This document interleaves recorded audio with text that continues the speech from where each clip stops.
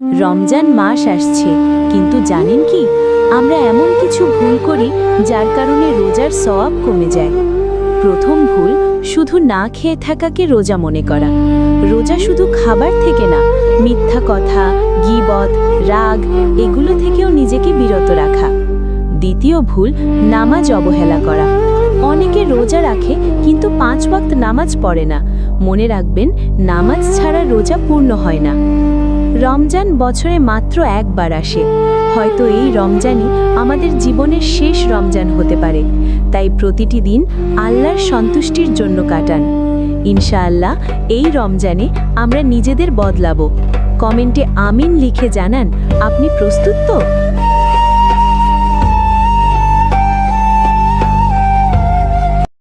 রমজান মাস আসছে, কিন্তু জানেন কি, আমরা এমন কিছু ভুল করি যার কারণে রোজার সওয়াব কমে যায়।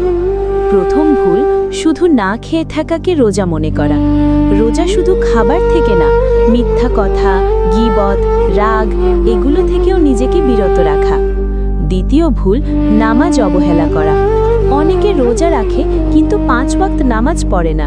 মনে রাখবেন, নামাজ ছাড়া রোজা পূর্ণ হয় না। রমজান বছরে মাত্র একবার আসে। হয়তো এই রমজানই আমাদের জীবনের শেষ রমজান হতে পারে। তাই প্রতিটি দিন আল্লাহর সন্তুষ্টির জন্য কাটান। ইনশাআল্লাহ এই রমজানে আমরা নিজেদের বদলাবো। কমেন্টে আমিন লিখে জানান, আপনি প্রস্তুত তো?